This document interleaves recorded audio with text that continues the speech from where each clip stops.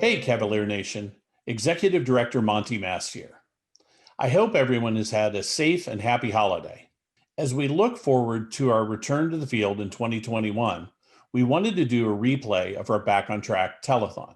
Over the next 4 nights, we will divide the telethon into 4 hour-long sections, allowing you, our fans, the opportunity to enjoy some drum corps over the holiday. Tonight, we start the 4 nights with a treat from our 2008 Alumni Corps and messages from Jan Warren and Rosemont Mayor Bradley Stevens. Then the leader of our percussion team, Mike McIntosh, introduces our 2020 PASIC Clinic excerpts with the 1967 solo and Bunko Rules. We'll follow that with a 1992 championship production of Revolution and Triumph, 2020 Honorary Cavalier Dr. Brenda Brack, and the 2008 excerpt from the PASIC Clinic. There will also be a few guest interviews along the way. We hope you enjoy tonight's showing, and there might be a few surprises later in the week, so stay tuned. Our return to the field in 2021 would not be possible without the support of our friends, fans, and alumni. I want to thank each and every one of you who donated to the Back on Track campaign at the beginning of the month. We were able to raise over $60,000. While that amount is nothing to scoff at, we're still about $25,000 short of our December goal. Remember, the CARES Act allows taxpayers who don't itemize deductions to take a charitable deduction of up to $300 for cash contributions made in 2020 off the top. Please consider donating on our Facebook page or donating at give.cavaliers.org. Thank you again for your generous support of our organization. Without further ado, here is part 1 of our Back on Track telethon.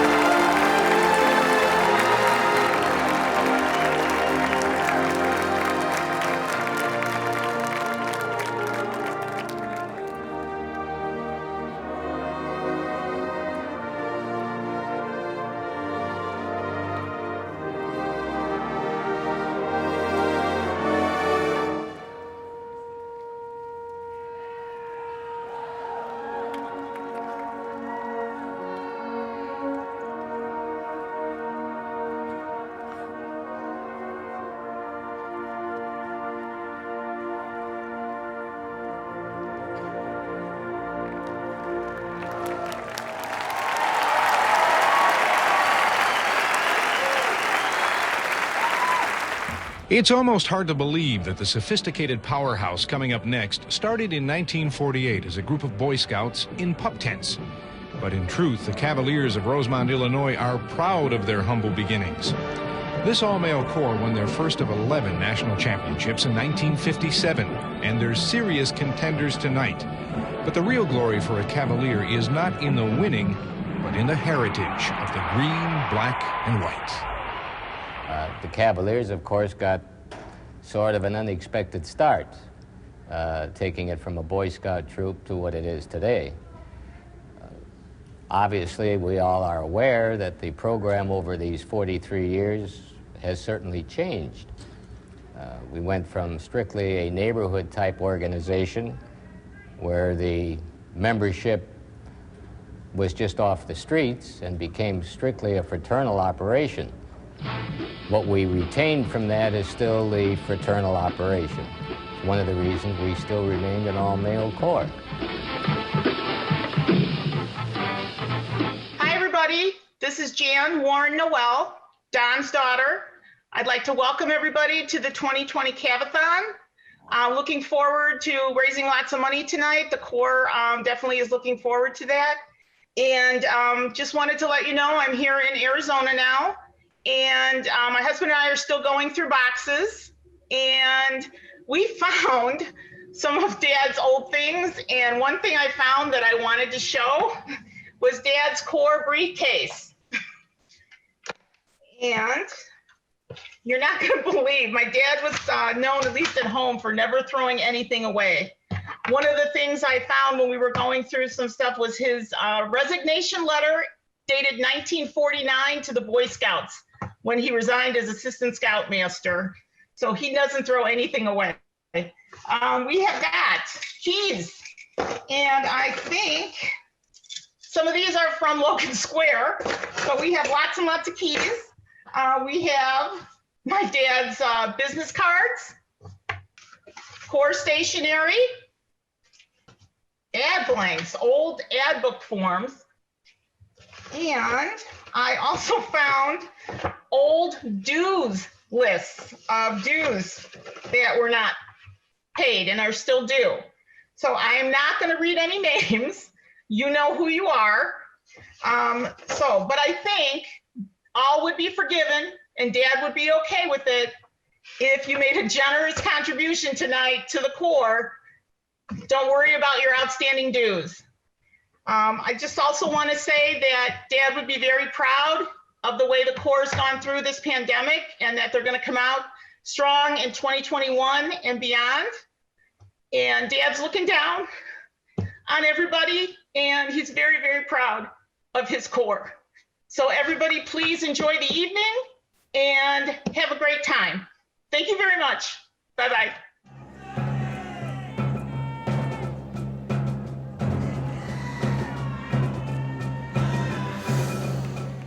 That's where we needed to start, with Jan Warren talking about Don. And she did, by the way, pass on that file of way overdue Corps dues. And unlike Jan, Jan's really polite. She wasn't going to mention any names. I might, if this night if it goes sideways, we don't start raising the amount of money I think we should, I might just start reading those names off. Monty Mast are you in Chicago or are you in Houston? I'm in Chicago right now. Okay. And I'm Dan Potter. I'm live in Tulsa, and welcome to the Cav-A-Thon. Back on track. This is Monty, this is one of several of these I've done for different corps in DCI. It's great to be rounding out the year doing this for Cavaliers. We have an exciting night, some great content that you are not going to want to miss over the next 4 hours.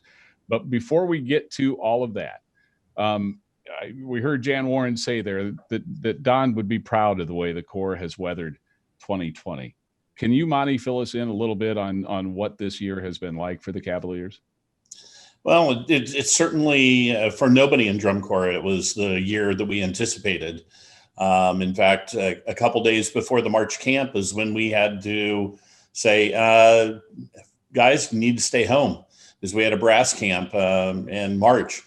And things evolved very quickly, but our staff and members have been engaged throughout the summer. In fact, you're going to see one of the fruits of that this evening in the PASIC performance. We had found out just slightly before the season was shut down that we had been selected to perform at the PASIC convention. And when that convention went virtual, Mac and the percussion team got together and figured out a way to pull that whole event off. Yeah, we're in fact going to see several segments from that PASIC presentation. And in the first hour alone, we'll see the segment features the 1967 drum material. And also, I think 2008 is in this first hour as well. So we've got that to look forward to in the immediate future. As far as the immediate Drum Corps future, there's some momentum, Bonnie, that I think we can capitalize on this evening, because DCI and the Cavaliers both out with announcements about the 2021 season this past week. Give us a little summary of what was announced.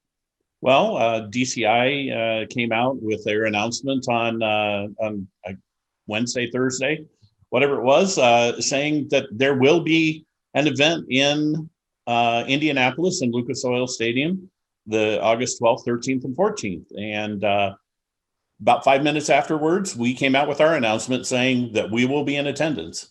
And there will be a 2021 version of the Cavaliers Drum and Bugle Corps. And so we're very excited to move forward with that. So, we don't know exactly what the season's going to look like yet. There's still pieces and things being put together. And of course, everything goes back to health and safety. With the pandemic being what it is, we've got to deal with those issues first, but talking to our own Cavalier medical team and the people that DCI had on the Return to Tour task force, we do see a light at the end of the tunnel that would allow us to have a tour in 2021 and some events. And we're still figuring out how to make them work.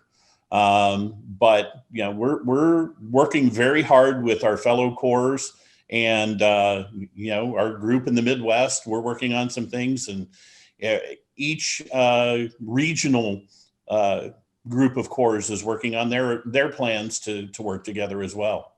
So we may see, or likely will see, other events beyond those 3 days that DCI is putting together in August in Indianapolis. There's likely to be regional things going on at other times during the summer if conditions allow that to happen.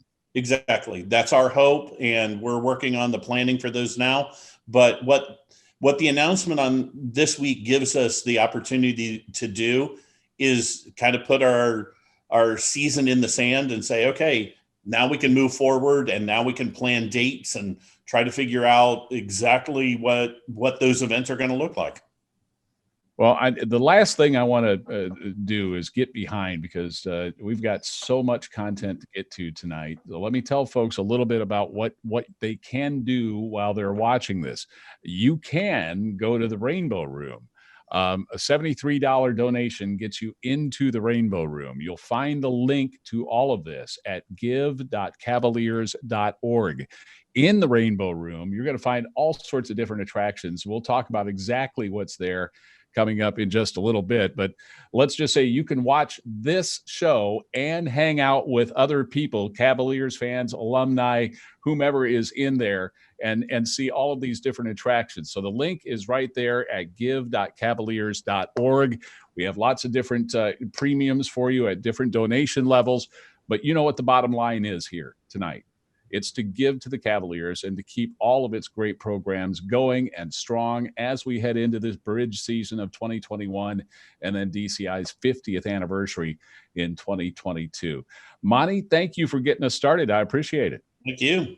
And we might check back. If I get winded, I might just check back in with you. So don't go anywhere, okay? I'm here for the duration. So am I. And so is Mike McIntosh, who, as Monty said, put together this amazing basic presentation. We're going to get a taste of that right now. Give.cavaliers.org. We're back live in a moment, but check this out. Well, all right, let's get started with some of this remarkable content tonight. And the first section we're going to check in with is Cavaliers percussion. Mike McIntosh, the percussion caption head for the Cavaliers, is with me. Hi, Mike. Hello, Dan. Thank you for having me, friend. You and the line were featured at PASIC, the Percussion Percussive Art Society International Convention. Of course, a virtual convention this year, but still quite an honor. How does one's unit get invited to PASIC?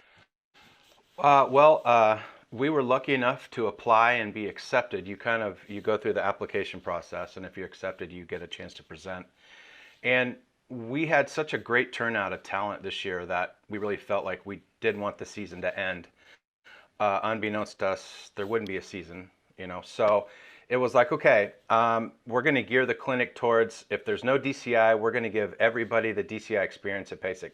We're going to come into a street beat. We're going to have everybody that's been an iconic Cavalier composer talk about their specific role and contribution from 1961 through 2021. And we were going to end with Iowa, and we were literally going to have the crowd stand up and march out of the hall, the convention hall with us. And we had to pivot again. Everything went virtual, obviously. PAS, they used the platform that the 49ers used on their fan day. So we thought, okay, check that box. That's good.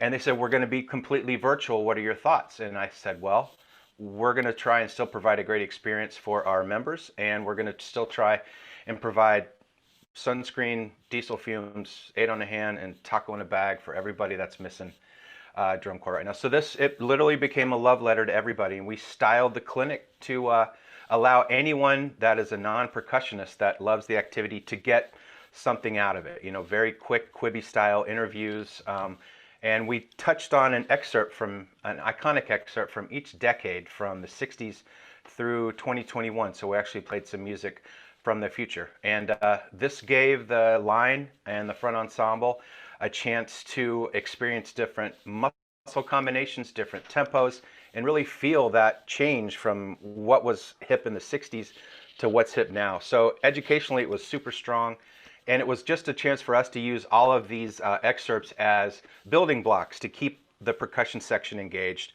It was an all Cavaliers staff effort, from Jeff Hardowitz to former marching member Nick Mason and his crew doing all the sound. And you know, I got a chance to know some iconic Cavalier composers and people that are a real big part of the history. So it was a win-win. It was received very warmly by everybody, percussionists and non-percussionists alike. So we're very proud of that effort. All right. So you mentioned what was it? The 64? 1967 was the 64 count solo. It can get confusing. Yeah. Yeah. What was it? Just tell me a little bit more about that. This, you know, Fred Sanford, one of my heroes, Fred actually was a big fan of Larry McCormick. Larry McCormick was just an absolute icon in the Midwest in the drum corps scene in the early 60s. And he brought a lot of fresh thinking and innovation to the rudimental palette. And we thought that was a real good representation of, you know, kind of what's next as it segued into the 70s. So Larry McCormick graciously allowed us to play that piece, and yeah, it was a lot of fun because the guys were like 120. You know, you know, they're thinking, are we going to march 240? I mean, you know, they're just today's performer. So yeah, that was the first excerpt that we played, and luckily enough, you know, it was organic how we picked everything, but it was very serendipitous. The 61 worked out, the 67 worked out. The stuff from Dan Spalding in 75 and on. So it was a lot of fun. Looking forward to next season, maybe getting something on the field, possibly. Well, I'm going through that, like, you know, post BOA, WGI, DCI, like, you know, hangover right now. I have no artistic outlet. The PASIC program just allowed me to, you know, the project, it allowed me to, you know, sow my oats artistically, which is incredible. I really need the marching arts in my life, I think, as we all do. I'm really missing it, and I'm just hoping it comes back. You know, I'm gearing my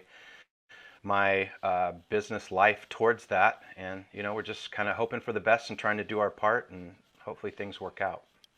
Well, thank you for your labor of love and your creative expression in this PASIC presentation.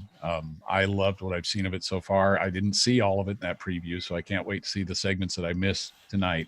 But let's get started right now, shall we? Let's hear the 64 as performed in 1967. Hi, my name is Michael Lorenz, and I was asked, since I marched in the 1967 Cavalier snare line, to talk a little bit about the 64 drum solo. A bit of background. I joined the Cavaliers at the very tender age of 11. My first season when I was 12, 1964, I was an alternate. I sat out the 65 season. Larry McCormick, the drum instructor, called me, and I rejoined the Corps and marched the 1966 and the 1967 seasons on snare. The 1960s Cavalier drum lines, it was all about Larry McCormick. Larry was way ahead of his time. He was a trendsetter, and he constantly challenged us to do more and more difficult music. The 1966 and 67 winter, that's when we also did the Blacklight Quartet at the Chicago Civic Opera House, possibly the most difficult rudimental solo I've ever played. I do remember when Larry brought the 64 solo to rehearsal. In those days, we were rehearsing at the old Cavalier Hall at Logan Square before it burned down. But he had already been preparing us with different patterns, different exercises for some of the things that were contained in the 64. Even as a 14-year-old, I had a hard time wrapping my head around some of the phrasing in the second half, the paradiddle tap stuff. Bear in mind, we were playing on 12x15 Rogers Dynasonic drums with Mylar heads. We worked our butts off, we got that sucker clean, and we played it clean all summer long. It's my understanding that the current Cavalier snare line is going to play the 64. Guys, have fun. I have all the confidence in the world you're going to do it justice. Splooey. Performing the 64 by Larry McCormick from 1967, please welcome the Cavaliers.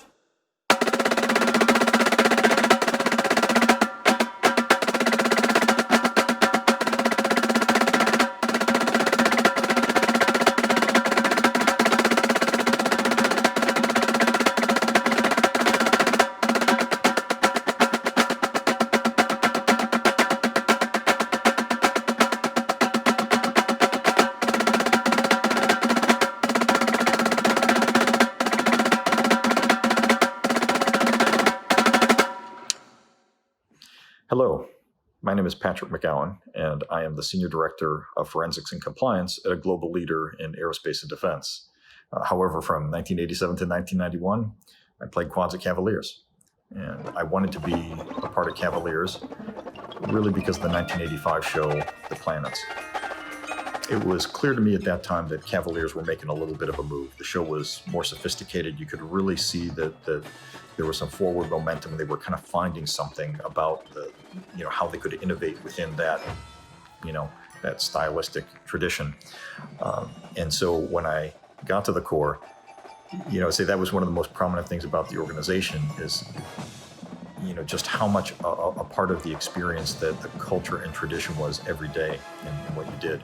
And what that meant to me and to, I guess to us at the time was trying to push the boundaries a little bit on the field and off the field.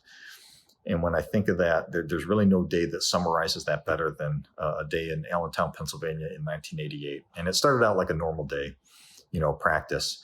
But we noticed while we were practicing, me and my little buddies in the quad line, that there was an especially appealing press box on the stadium with no safety rail and at a nice altitude. And so naturally we figured we'd better climb up there with our drums at lunch and play up there. So we did. And that drew the ire of the Corps director. I mean, just radioactive fury.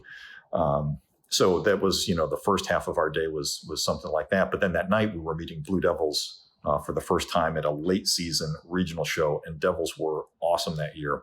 I think undefeated at that point, and this is the last of the Tom Float drum lines. And so these were some of the lines that were ahead of us at the time, and we're trying to catch up to. And we popped a show that night, and we won drums, and it felt great because it really felt like an arrival point that we were doing it kind of our way, the Cavaliers way, but we could be competitive with, these top lines out there like that.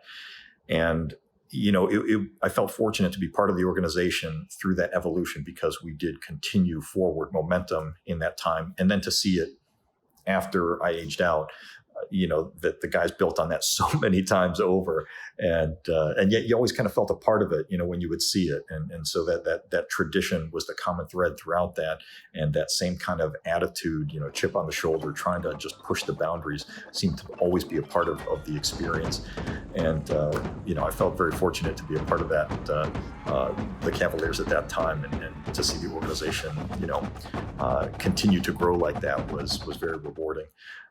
So I hope you enjoyed that small slice of Cavaliers lore.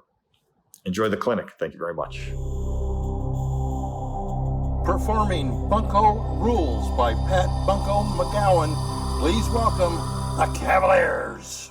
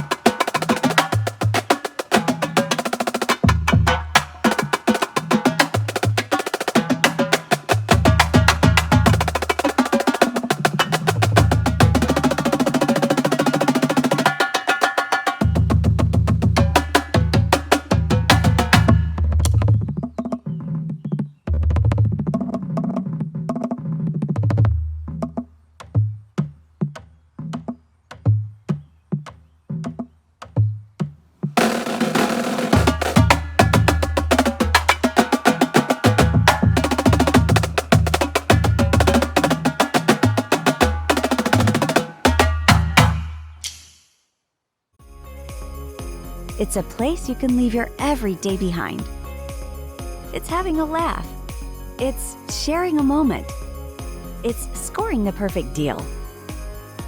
And the perfect meal. It's a comfortable space to shop, dine, and celebrate. It's your holiday getaway and closer than you think. Rosemont, light up your holidays. We've had a lot of goals this year. We had a set of goals that we had before we leave move-in. Did we achieve all of those goals? And we did. We got out to California. We went out there, we had a great time. And then we went back to Adrian for a 4-day camp. We had goals going into there. But now, we don't have any more major changes. And that was one of our goals. San Antonio, we want 99% of the show done. We worked really hard. We worked really hard amongst ourselves. We used a lot of technology, a lot of communication with the judges. Now this is the fun time of year. Now we don't have to worry about learning. Now we can really dig in and clean. We're setting a standard for ourselves that we haven't reached yet. That's our last goal, is to get to the standard that we believe we can get to. And that's on us to clean that show, to give them the tools they need to perform at that highest level. You know, my message to the guys this time of year is, guys, now the fun begins. This is when it gets fun, because getting good is when it gets fun. Hello, Cavalier Nation. I'm Brad Stevens, Mayor of the Village of Rosemont and proud sponsor of the Cavaliers, an honorary Cavalier. Since 1981, the Cavaliers have represented Rosemont proudly throughout the world and have been a great example of what Rosemont stands for. I don't have to tell anyone how tough this last year has been on the Village of Rosemont and the Cavaliers. But with your help and support alongside Rosemont, the Cavaliers will be back and performing in 2021 bigger and badder than ever before. Besides, I need a DCI championship patch for my Cavalier jacket, or maybe even a new one of these. So please help by donating whatever you can to the Green Machine and get them back on track in 2021. You can donate at give.cavaliers.org. Hey, Dan Potter. I'm live in Tulsa, Oklahoma. Happy to be here for the Cav-A-Thon.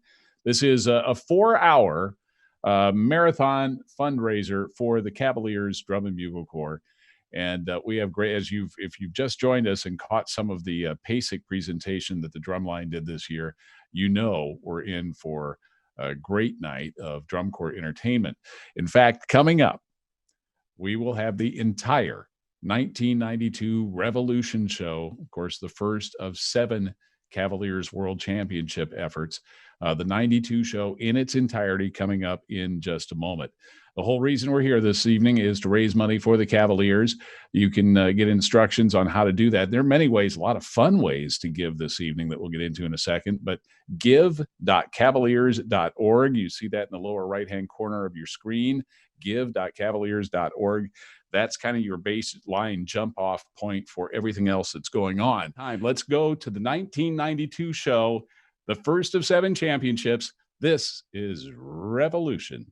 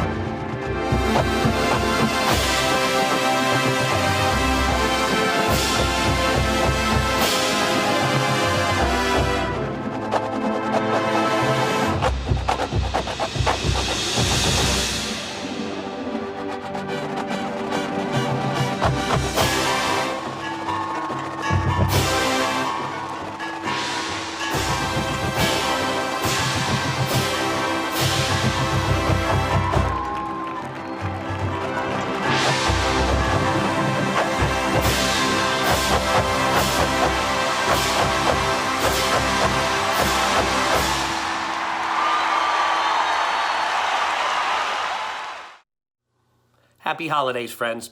My name is Dean Westman, and I am a proud former marching member of the Cavaliers, marching in 1991 and 1992, although I have been around them my whole life. I grew up in Park Ridge, right outside of Chicago and right next to Rosemont, Illinois, and I have so many memories going back from being a little kid watching them practice in the fields of South Park, to sitting with the Heitzman family for the Park Ridge Memorial Day Parade, where we would watch the Cavalier cadets and the Cavaliers march every year in that parade. It's always been a part of my life, and it was a dream in college when I finally had the money to be able to march my last 2 years. I will tell you this, 30 years later, and a pretty magical trip in Drum Corps International, and it is still this organization that I look back to and go, that's the place that made me who I am. It's still the friends that are the most meaningful people in my lives. As a matter of fact, right now, I'm even during the pandemic playing in an MLB The Show video league with Cavaliers that go back to the Cavalier cadets in the 70s, Cavaliers in the 80s, 90s, up to current instructors and designers that are a part of the family today. And it's fun, because you can connect not just with the guys you marched with when you're a part of this organization, but it's so easy to bond with people of all generations just because of this common experience that we shared as in our time as young men, as members of the Cavaliers. It means the world to me. I think about in 2016 when the Bluecoats won our first championship. Who were the first people to come and celebrate that moment with me? It was the guys that I marched with in the Cavaliers. That's who I hung out with that night until the sun came out. It was my Cavalier brothers who I hung out with. They have been there since the beginning. They've always been there. And I want to encourage you to do your part, to donate, to do anything you can to make sure that this amazing organization thrives for generations to come. We want other young adults to have the same opportunities that we had. And let's be honest, and I say this as the program coordinator of the Bluecoats, DCI would not be DCI without the Cavaliers. We need them. The activity needs them. Their unique style of entertainment is something that just you cannot match that.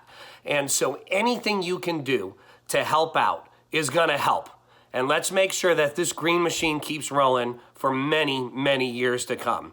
Best wishes to all of my friends, all of my brothers out there. I want to wish you a happy and safe holidays. And here's to us celebrating again together soon. Splooey. I got to tell you, that is one of my absolute favorite human beings on this planet. I love Dean Westman. And knowing that he is a Cavalier through and through. And in fact, for those of you who don't know, one of the last people we see standing on the sideline of that 92 show holding up his contra, that's Dean Westman. It's kind of why we put him there at coming out of the 92 show. But once you know Dean and you know that he comes from the Cavaliers, it all makes sense, right? He learned that stuff that he's teaching kids in the Bluecoats and at Avon High School, the orchestra and the marching band there. He's teaching them the stuff that he learned at Cavaliers and passing it on, and the ripple just keeps going from there. Dan Potter in Tulsa as we're continuing on with the Cav-A-Thon.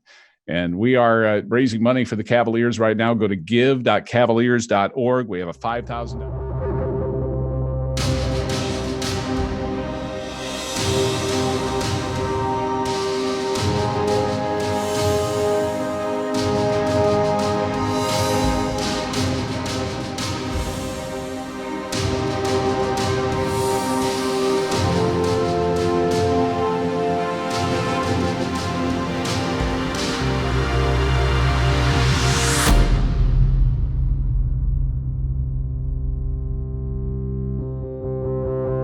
Just a moment. One of the things we're doing this evening is honoring some honorary Cavaliers, and we're handing out the Adolph DeGrawi Legacy Awards for this year as well.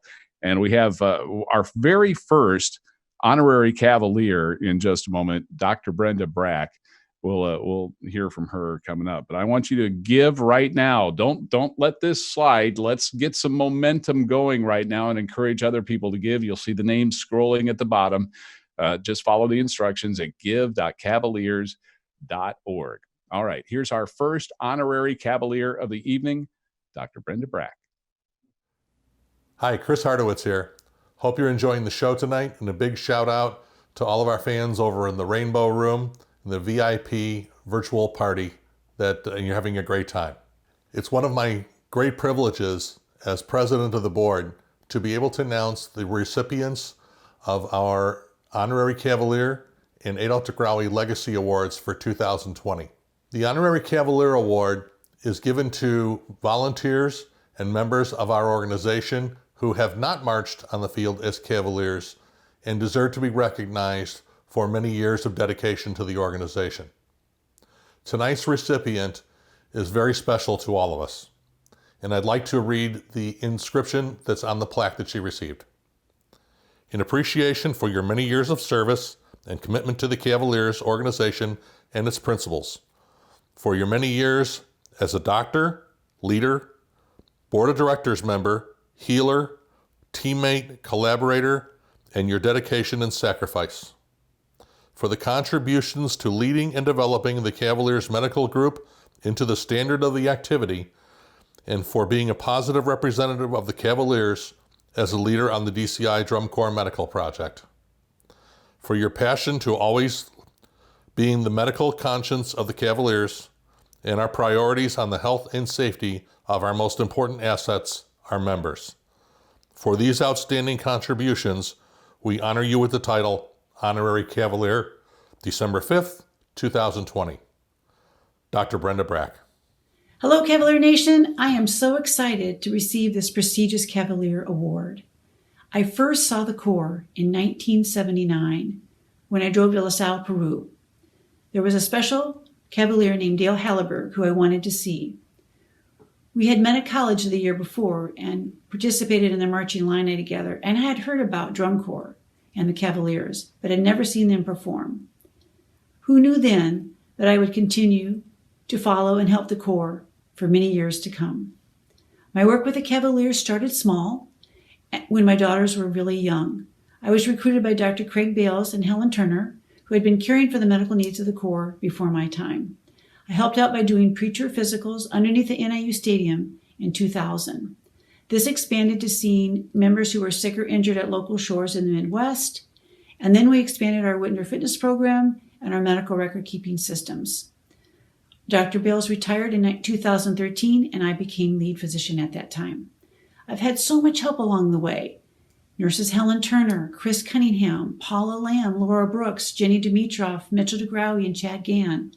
Also Doctors Tom Freeman, Sharon Goldstein, Alan Miko, Fred Olin, and Craig Bales.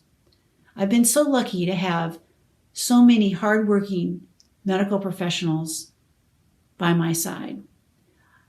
Helen often says I have two practices, and taking care of the Corps is my other full-time job. Keeping the members healthy and treating them when they are sick or injured has been really rewarding for me. I love helping the members reach their highest potential.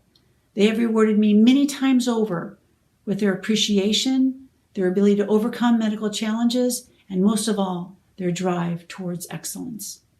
To the Cavalier membership, past, present, and future, be outstanding, be great people, do good, and stay healthy, and continue to wash your hands.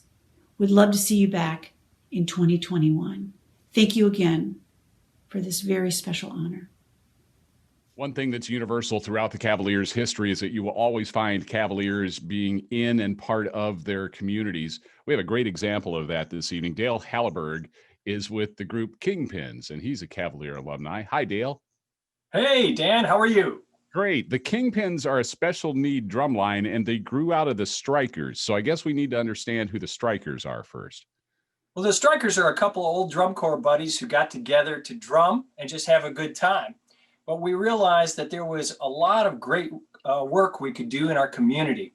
So we've expanded now from just an adult group to have 7 student organizations, including the Kingpins. And tell us about the Kingpins.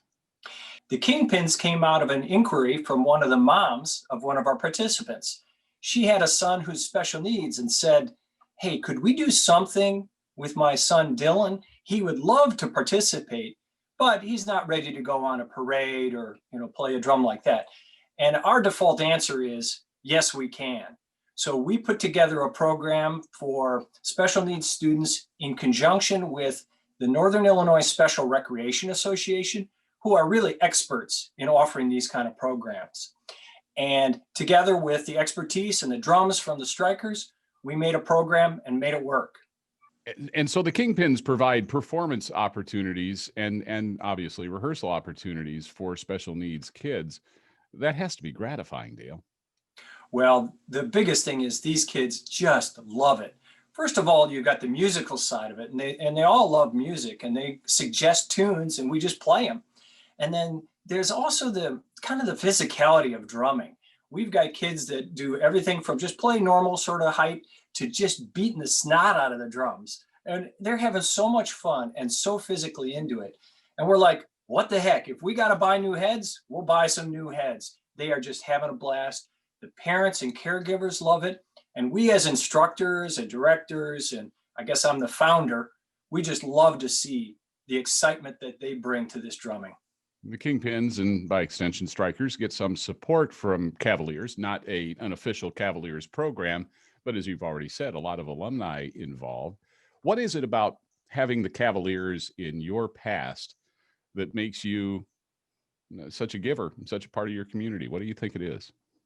Well, I know that everything I do today has some link back to my time in drum corps and as a part of the Cavaliers. And one of the other helpers with Kingpins is another Cavalier quad drummer. So these kind of connections and the help and assistance that we give each other has been tremendously beneficial. In addition, my friendship with folks at the Cavaliers like Joe Roach and Chris Lugo and now Monty Mast has opened up avenues for performance. So last year we performed at a Cavalier send-off, and just their assistance with many of the items that would be very difficult if we didn't have great friends to help us along the way. Dale, there are probably people watching this thinking, man, our community could really use a special needs drum line. What do you suggest they do? Well, first of all, I am wide open. I would love to see this expand. I think any community, even with a small group, could have great fun with this and be a terrific program for those students.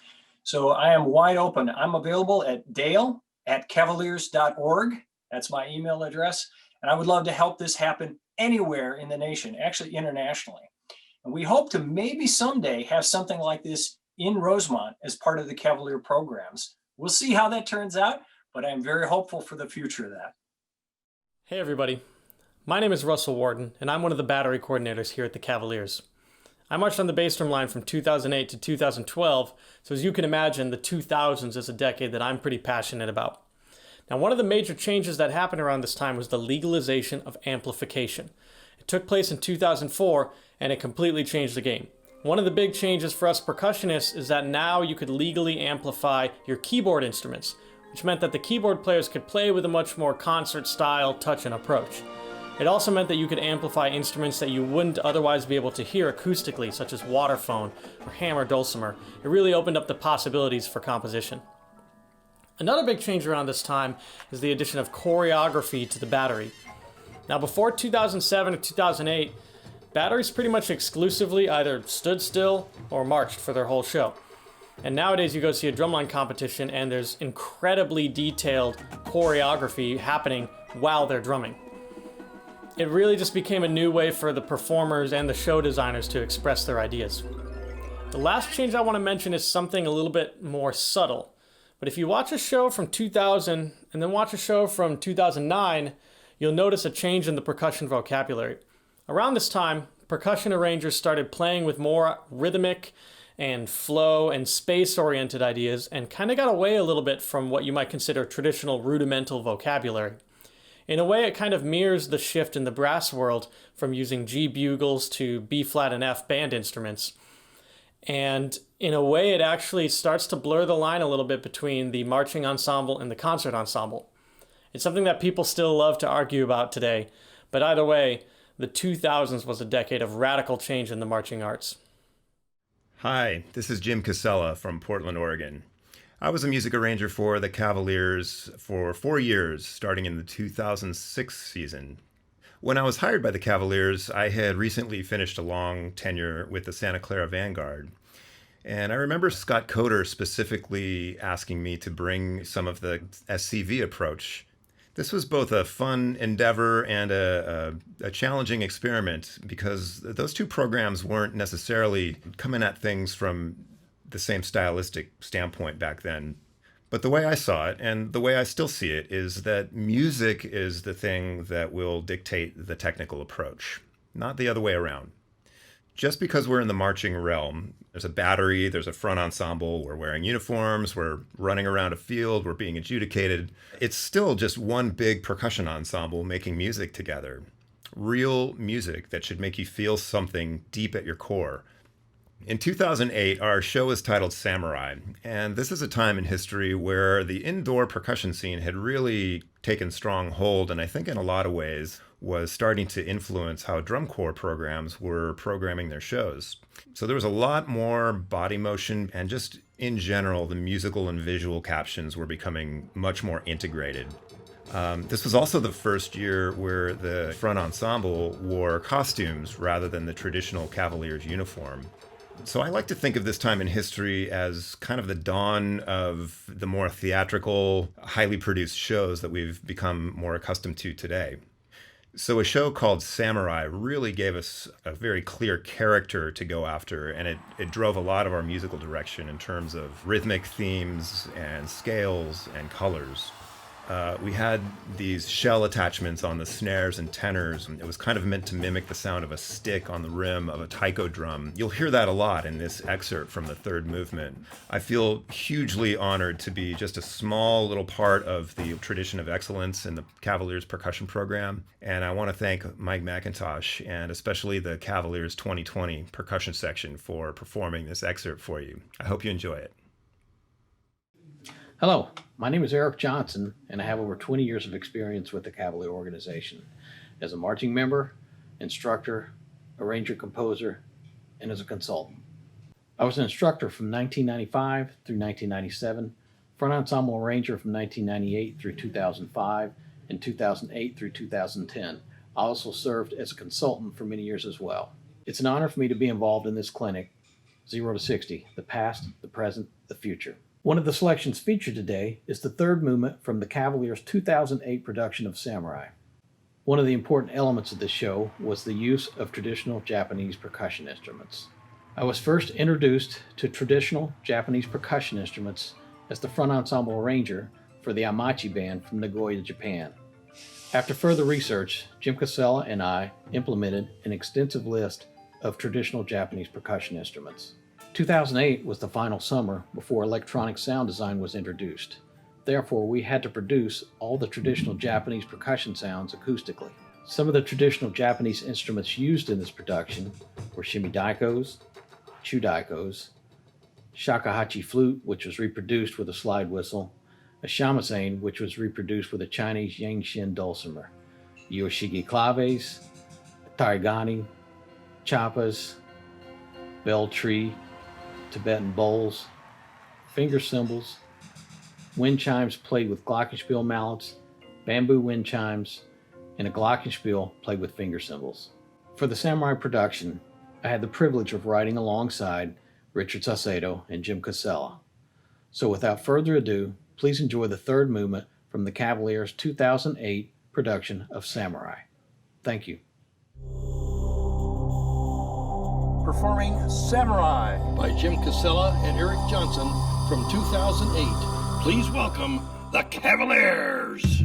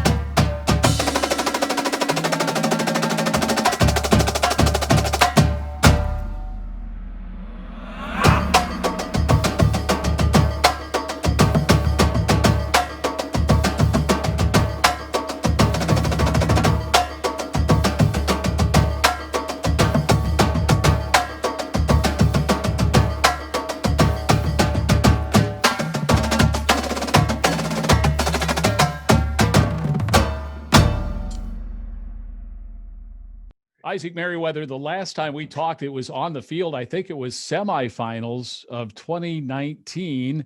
And I was talking to you about being one of the most expressive timpani players I have ever seen. How you been, man? How you surviving 2020? Been doing a lot of drum set work with my church, and have been doing a lot of projects. Actually, one of them being this, Everybody Somebody. I was going to ask you about that. What is that about?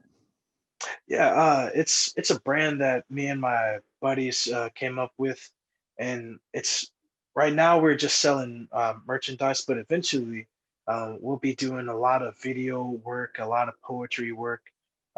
We'll be putting a lot of people's stories that are like just normal people out in the street, getting their stories out there and letting everybody know that like, hey, we're actually not that different from our neighbors or the people down the street from us, you know.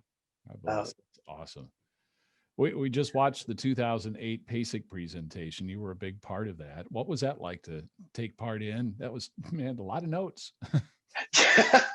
Yeah, man, that was something very unique.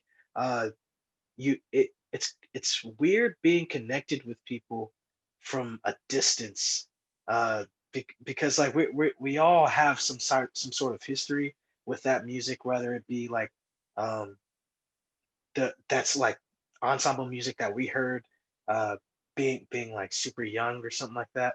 And like for me, like 2008 was like one of those crazy years that just like blew my mind. And the fact that I got to like play those notes, oh dude, fanboying over here. What have the Cavaliers meant to you, Isaac? And tell us a little bit about, how they've helped you develop as a musician and as a person. Man, I again, so like when we talk about the Cavaliers, it's it's almost more than just a core, you know. It's definitely a family. Uh, these are the dudes that like you can go to in any hardship.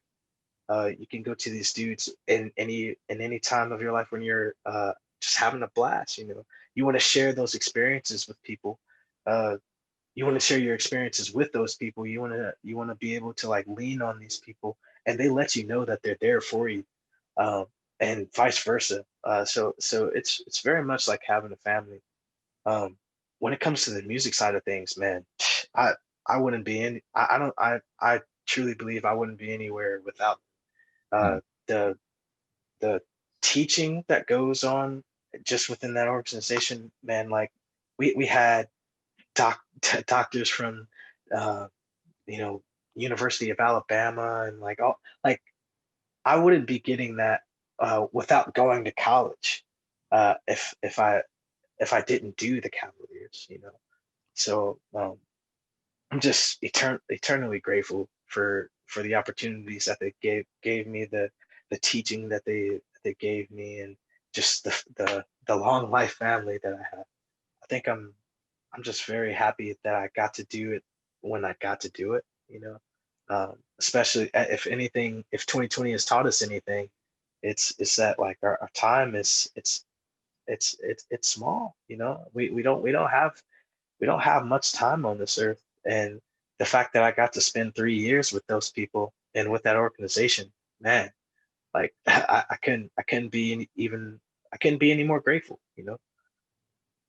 Ike, I want one of those everybody somebody shirts. How can I get one? Just tell Oh, everybody how can I get one. oh, you can visit our website at everybodysomebody.com. And for you, I'll probably just send one to you, No, man. no, no, don't do that. Don't do that. I want to make a contribution. I want to make a contribution. Thank you, Isaac. It was good to catch up with you, and good luck down the road. I know we'll cross paths again. Oh, absolutely, sir. Absolutely.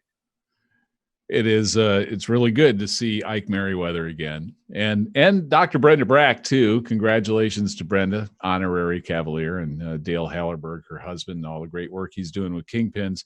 Got a quick story about Dr. Brenda Brack. A few years ago, Drum Corps International World Championships in Indianapolis, I'm going to shoot a feature somewhere in downtown Indy, and we're on a golf cart. and my wife is with us. I'm driving the golf cart. She's sitting on the back. We've got a producer and a camera person with us. And I drove over a curb in downtown Indianapolis and basically ejected my wife from the back of the golf cart. Never driven a golf cart since.